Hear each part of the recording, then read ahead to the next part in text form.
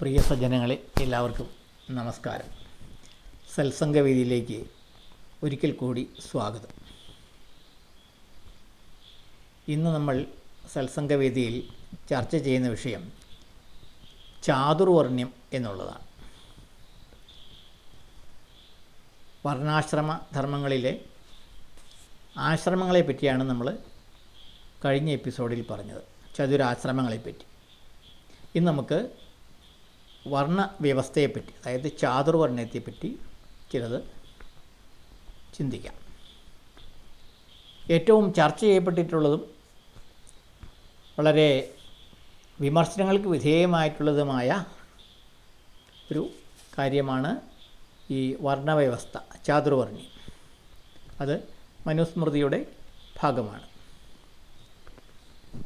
അപ്പോൾ അത് നമുക്ക് നോക്കാം. വളരെയധികം തെറ്റിദ്ധരിപ്പിക്കപ്പെട്ടിട്ടുള്ള ഒരു സിദ്ധാന്തമാണ് മനുസ്മൃതിയിലെ ചാതുർവർണ്ണ്യം. പലരും കരുതുന്നത് പോലെ അതൊരിക്കലും വർണ്ണവിവേചനമോ ജാതി വ്യവസ്ഥയോ ആയിരുന്നില്ല. ഓരോ മനുഷ്യനും വ്യത്യസ്തങ്ങളായ കഴിവുകളും അഭിരുചികളും ഗുണവിശേഷങ്ങളും ഉണ്ടാകും. അത് ജന്മനാ ലഭിക്കുന്നതാണ്. അതിനനുസൃതമായ തൊഴിലുകളിലായിരിക്കും അവർ ഏർപ്പെടുക. അതിനനുസരിച്ച ജീവിതചര്യയായിരിക്കും ഓരോരുത്തരും പിന്തുടരുക. ഒരു വീട്ടിലെ തന്നെ അംഗങ്ങൾ പലരും പല അഭിരുചികളുള്ളവരും പല സ്വഭാവമുള്ളവരും പലവിധ തൊഴിലുകളിൽ ഏർപ്പെടുന്നവരുമായിരിക്കും.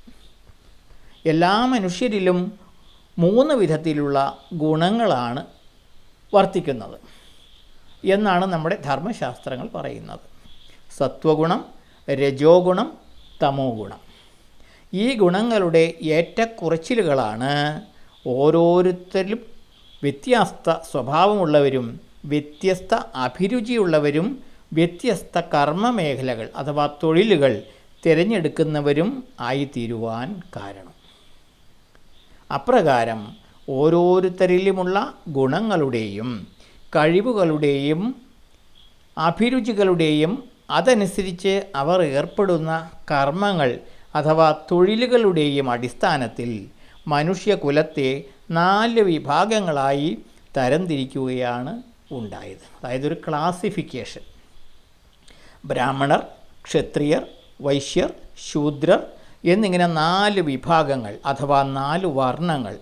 ഇതാണ് ചാതുർവർണ്ണ്യ സിദ്ധാന്തം. സത്വഗുണപ്രധാനികളായവർ ബ്രാഹ്മണർ എന്ന വിഭാഗമായി അറിയപ്പെട്ടിരുന്നു. അവർ പൂജാതി കർമ്മങ്ങളിലും വേദപഠനങ്ങളിലും ആചാരാനുഷ്ഠാനങ്ങളിലും തൽപരരായിരുന്നു. നേടിയ അറിവുകൾ മറ്റുള്ളവർക്ക് പകർന്നു കൊടുക്കുന്നതിലും അവർ ഏർപ്പെട്ടിരുന്നു.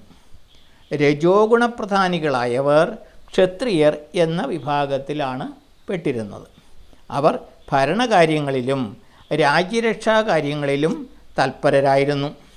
രാജാക്കന്മാർ, മന്ത്രിമാർ, സൈന്യാധിപന്മാർ ഇവരൊക്കെ ഈ വിഭാഗത്തിൽ പെടുന്നവരായിരുന്നു.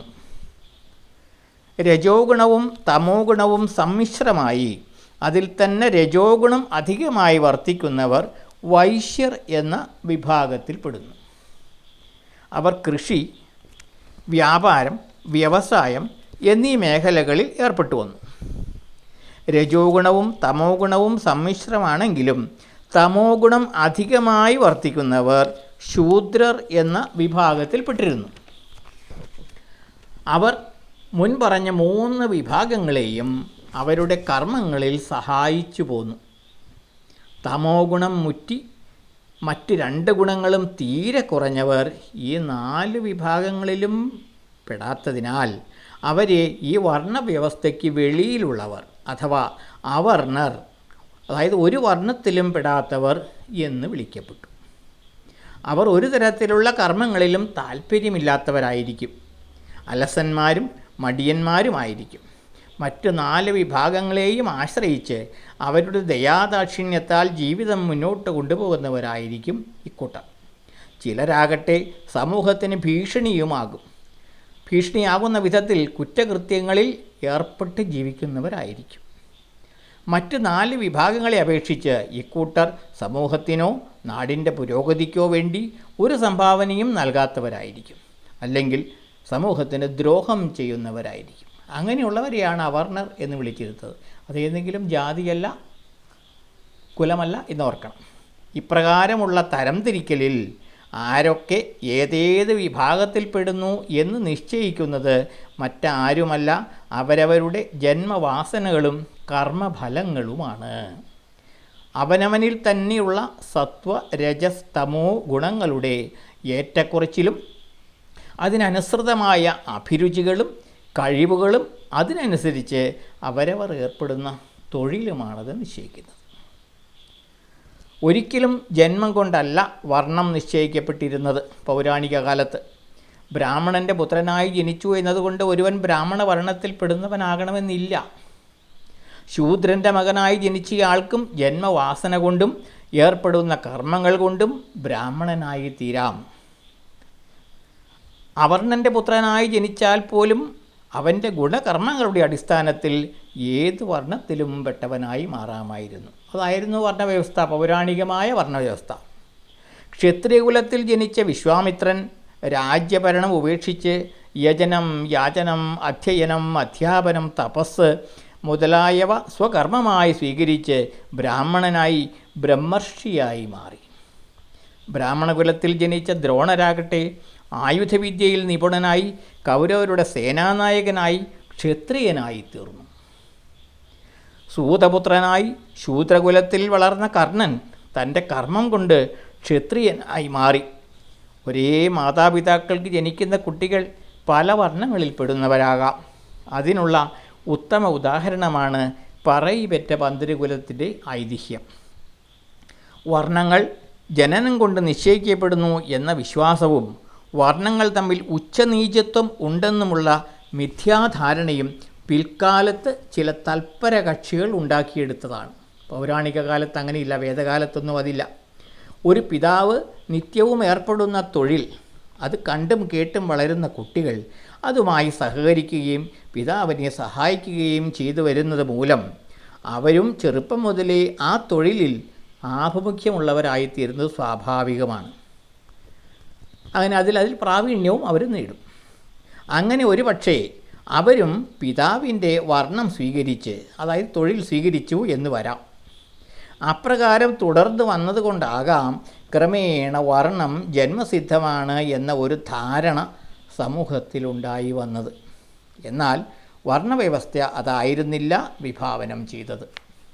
പൗരാണിക കാലത്ത് ഗുരുകുല സമ്പ്രദായം അനുസരിച്ച് അധ്യയനം പൂർത്തിയാക്കുമ്പോൾ ഗുരുവാണ് ശിഷ്യൻ്റെ അഭിരുചിയും കഴിവും താൽപ്പര്യവും മനസ്സിലാക്കി അയാൾ ഏത് തൊഴിലിലാണ് ഏർപ്പെടേണ്ടത് എന്ന് തീരുമാനിക്കുന്നതും അതുവഴി ഏത് വർണ്ണത്തിലാണ് പെടുത്തേണ്ടതെന്നും തീരുമാനിച്ചിരുന്നത്. അന്ന് ഗുരുക്കളായിരുന്നു തീരുമാനിച്ചിരുന്നത്. ഓരോ തൊഴിലും ഓരോ കുലത്തിൻ്റെ തൊഴിലായി മാറുകയും ചെയ്തു. പിൽക്കാലത്ത് കുട്ടികൾ തങ്ങളുടെ മാതാപിതാക്കളുടെ തൊഴിൽ പിന്തുടരുകയും, മുൻപങ്ങനെയായിരുന്നില്ല, ഗുരുവാണ് നിശ്ചയിച്ചിരുന്നത്. പിൽക്കാലത്ത് കുട്ടികൾ തങ്ങളുടെ മാതാപിതാക്കളുടെ തൊഴിൽ പിന്തുടരുകയും ഓരോ തൊഴിലും ഓരോ കുലത്തിൻ്റെ തൊഴിലായി മാറുകയും ചെയ്തു കാലക്രമത്തിൽ. അങ്ങനെ തൊഴിലിൻ്റെ അടിസ്ഥാനത്തിൽ ഓരോ കുലവും ഓരോ ജാതികളായി മാറുകയും വർണ്ണവ്യവസ്ഥ ജാതി വ്യവസ്ഥയ്ക്ക് വഴിമാറുകയും ചെയ്തു. ക്രമേണ ജാതി ജന്മസിദ്ധമാണെന്ന മിഥ്യാധാരണ സമൂഹത്തിൽ വേരൂന്നി. അങ്ങനെ ഓരോ കർമ്മമേഖലയും ഓരോ ജാതിയുടെ കുലധർമ്മമായി മാറി. എങ്കിലും തുടക്കത്തിൽ ഈ ജാതികൾ പരസ്പര സഹവർത്തത്തിലും ഒത്തൊരുമയിലുമായിരുന്നു കഴിഞ്ഞിരുന്നത്. ജാതികൾ തമ്മിൽ ഉച്ചനീചത്വം ഉണ്ടായിരുന്നില്ല. എല്ലാവരും എല്ലാവരെയും ആശ്രയിച്ചു കഴിഞ്ഞു. കാരണം പരസ്പരം അവർക്ക് സഹായങ്ങൾ ആവശ്യമായിരുന്നു. എല്ലാവരും ഒത്തൊരുമിച്ചായിരുന്നു. വീണ്ടും കാലം മുന്നോട്ട് പോയപ്പോൾ ചില തൊഴിലുകൾ മറ്റുള്ളവയേക്കാൾ ശ്രേഷ്ഠമാണെന്നും മറ്റു തൊഴിലുകൾ ചെയ്യുന്നവർ തങ്ങളെക്കാൾ താഴെയുള്ളവരാണെന്നും ചില സ്വാർത്ഥമതികൾ പ്രചരിപ്പിച്ചു. ക്രമേണ ഈ ജാതികൾ തമ്മിൽ ഉച്ചനീചത്വം ഉടലെടുത്തു.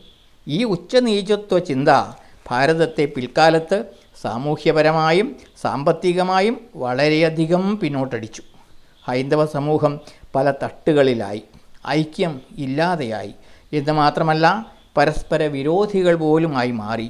ഈ വിരോധത്തെ മുതലെടുത്താണ് വിദേശ അക്രമികൾ ഭാരതത്തെ കീഴ്പ്പെടുത്തിയത്.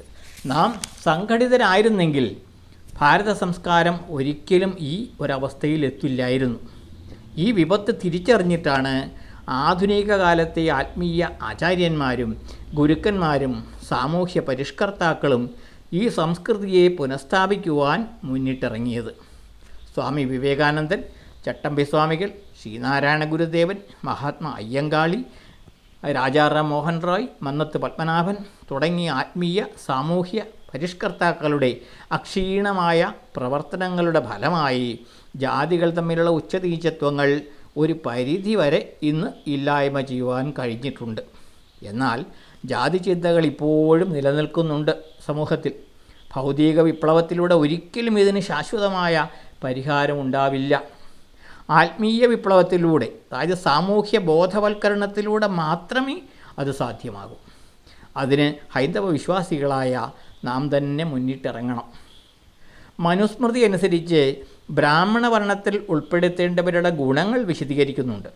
ത്രിഗുണങ്ങളിൽ സാത്വിക ഗുണം ഏറിയിരിക്കും. തുടർന്ന് രജോ ഗുണവും ഏറ്റവും കുറവ് തമോ ഗുണവുമായിരിക്കും ഇക്കൂട്ടർക്ക്. ശരിയായ മനോനിയന്ത്രണം, അതായത് ശമം എന്ന് പറയും, ഇന്ദ്രിയ നിയന്ത്രണം, അതായത് ദമം, തപസ്, ശൗചം, അതായത് ശുദ്ധി, ക്ഷമ, വിശ്വാസം, സ്വഭാവശുദ്ധി, ധർമ്മചിന്ത, ബുദ്ധികൂർമ്മത, ഈ ഗുണവിശേഷങ്ങളോട് കൂടിയവരെ ബ്രാഹ്മണർ എന്ന ഗണത്തിൽ പെടുത്താം. അത് ഏതെങ്കിലും ജന്മം കൊണ്ടല്ല, ഈ ഗുണവിശേഷങ്ങൾ കൊണ്ടാണ്. ഇന്നത്തെ കാലത്തെ അധ്യാപകർ, ശാസ്ത്രജ്ഞർ, സാങ്കേതിക വിദഗ്ധർ, ഭിഷഗ്വരന്മാർ, നിയമപണ്ഡിതന്മാർ, പുരോഹിതർ തുടങ്ങിയവരെയെല്ലാം നമുക്ക് ഈ ബ്രാഹ്മണർ എന്ന വർണ്ണത്തിൽ വേണമെങ്കിൽ പെടുത്താം. ഇന്ന് ആ വ്യവസ്ഥയില്ല. എങ്കിലും ക്ഷത്രിയ വർണ്ണത്തിൽ പെടുത്തേണ്ടവരിൽ രജോ ഗുണം ഏറിയിരിക്കും. തുടർന്ന് സാത്വിക ഗുണം, തമോ ഗുണം ഏറ്റവും കുറവ്.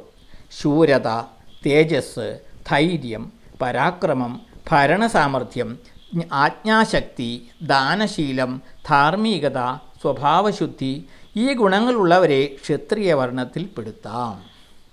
ഇന്നത്തെ കാലത്തെ ഭരണാധികാരികൾ, രാജാക്കന്മാർ, സൈന്യാധിപന്മാർ, പോലീസ് മേധാവികൾ, മന്ത്രിമാർ, ഉന്നത ഉദ്യോഗസ്ഥന്മാർ തുടങ്ങിയവരെ നമുക്ക് വേണമെങ്കിൽ ക്ഷത്രിയ വർണ്ണത്തിൽ പെടുത്താം. ഇന്ന് ഈ വർണ്ണവ്യവസ്ഥ ഉണ്ടെങ്കിൽ എന്നർത്ഥം. ഇന്ന് അതില്ല, സാങ്കല്പികമാണ്. വൈശ്യവർണ്ണത്തിൽ പെടുത്തേണ്ടവരിൽ രജോ ഗുണവും തമോ ഗുണവും സമ്മിശ്രമായ അളവിൽ മുന്നിലായിരിക്കും. സാത്വിക ഗുണം പൊതുവെ കുറവായിരിക്കും. വാണിജ്യം, വ്യവസായം, കൃഷി, മൃഗസംരക്ഷണം ഇവയിൽ താല്പര്യമുള്ളവരായിരിക്കും അവർ. ധൈര്യം, സാമർഥ്യം, ആജ്ഞാശക്തി, ബുദ്ധി, അല്പം കുടിലത, അല്പം കള്ളത്തരം ഇവ ഇക്കൂട്ടരുടെ ലക്ഷണമാണ്. ഇന്നത്തെ കാലത്തെ വ്യവസായികൾ, ഉദാഹരണത്തിന് അദാനി, അംബാനി, ടാറ്റ, ബിർള മുതലായവർ, അതുപോലെ വ്യാപാരികൾ, അതായത് യൂസഫ് അലി, സ്വർണ്ണ വസ്ത്ര വ്യാപാരികൾ, അവരൊക്കെ ഇതിൽ പെടുത്താം. വൻകിട കച്ചവടക്കാർ, കർഷകർ, തോട്ടമുടമകൾ, ഫാം ഹൗസ് ഉടമകൾ, സംരംഭകർ ഇവരെല്ലാം നമുക്ക് വൈശ്യർ എന്ന ഗണത്തിൽ വേണമെങ്കിൽ പെടുത്താം. ശൂദ്രവർണ്ണത്തിൽപ്പെടുന്നവരിൽ തമോ ഗുണം ഏറിയിരിക്കും. തുടർന്ന് രജോ ഗുണം, സാത്വിക ഗുണം കുറവായിരിക്കും. സേവന സന്നദ്ധത, പരിചരണം, ധൈര്യക്കുറവ്, സാമർഥ്യക്കുറവ്, ആജ്ഞാശക്തിയില്ലായ്ക, ചിന്താശൂന്യത, അല്പം അലസത ഇവ ഇവരുടെ സ്വഭാവ സവിശേഷതകളായിരിക്കും. എന്നാൽ നിർദ്ദേശിക്കുന്ന പ്രവൃത്തികൾ കൃത്യമായി ചെയ്യുവാനുള്ള കഴിവ് അവർക്കുണ്ടായിരിക്കും. മുൻപറഞ്ഞ 3 വിഭാഗങ്ങളുടെയും കർമ്മങ്ങളിൽ അവരെ സഹായിക്കുക എന്നുള്ളതാണ് ഇവരുടെ കർമ്മം. ഇന്നത്തെ ഭരണകേന്ദ്രങ്ങളിലെ ഉദ്യോഗസ്ഥർ, പട്ടാളക്കാർ, പോലീസുകാർ, ഓഫീസ് ജോലിക്കാർ, വിദഗ്ധ തൊഴിലാളികൾ, കർഷക തൊഴിലാളികൾ ഇവരെയെല്ലാം നമുക്ക് ശൂദ്രർ എന്ന ഗണത്തിൽ പെടുത്താം. ഇതൊരു ക്ലാസിഫിക്കേഷൻ മാത്രമാണ്, തരംതിരിക്കലാണ്. തൊഴിലിൻ്റെയും അവരിലുള്ള ഗുണത്തിൻ്റെയും അടിസ്ഥാനത്തിലുള്ള തരംതിരിക്കലാണ്. അപ്പോൾ ഇന്നങ്ങനെ ഒരു ഇതുണ്ടെങ്കിൽ നമുക്ക് ഈ കൂട്ടരെ ഇതിൽ ഈ വൈശ്യർ എന്ന ഗണത്തിൽ പെടുത്താം, അല്ല ശൂദ്രർ എന്ന ഗണത്തിൽ പെടുത്താം. ഈ 4 വിഭാഗങ്ങളിലും പെടുത്താൻ സാധിക്കാത്തവരെ ആണ് അവർണർ എന്ന് കരുതുന്നത്. ഈ ചാതുർവർണ്ണത്തിലെ 4 വിഭാഗത്തിലും പെടുത്താൻ പറ്റാത്ത മനുഷ്യർ ഈ ലോകത്തുണ്ട്. അത് ജാതിയുടെയും ഇതിൻ്റെ അടിസ്ഥാനത്തിലല്ല കേട്ടോ. ചതുർവർണ്ണത്തിനും പുറത്തുള്ളവർ, ഇവരിൽ തമോ ഗുണം മുറ്റിയിരിക്കും. രജോ ഗുണവും സത്വഗുണവും തീരെ കുറവായിരിക്കും. തീരെ അലസരും ബുദ്ധിശൂന്യരും ഒന്നിലും താല്പര്യമില്ലാത്തവരും ഒരു തൊഴിലും ചെയ്യാൻ തയ്യാറല്ലാത്തവരുമായിരിക്കും ഇക്കൂട്ടം. അവരെക്കൊണ്ട് സമൂഹത്തിന് കാര്യമായ പ്രയോജനമൊന്നും ഉണ്ടാവില്ല എന്ന് തന്നെയല്ല, ദോഷങ്ങളുണ്ട് താനും. എന്ത് ദുഷ്ടപ്രവൃത്തിയും അധാർമിക കർമ്മങ്ങളും ചെയ്യാൻ മടിയില്ലാത്തവരായിരിക്കും ഇക്കൂട്ടർ. മോഷണം, വ്യഭിചാരം, ലഹരി ഉപയോഗം ഇതിൽ മുഴുകി സമൂഹത്തിന് ഭീഷണിയായി ജീവിക്കുന്ന ക്രിമിനലുകളായിരിക്കും ഇവർ. ഇക്കാലത്തും ഇത്തരക്കാർ നമ്മുടെ സമൂഹത്തിലുണ്ട്. അവരെ നമുക്ക് വേണമെങ്കിൽ ഈ വർണ്ണവ്യവസ്ഥയ്ക്ക് വെളിയിലുള്ളവർ എന്ന് നമുക്ക് വിളിക്കാം. ഒരുവൻ്റെ പിതാവ് ബ്രാഹ്മണനാണെങ്കിലും മകൻ അവർണനായി മാറാം.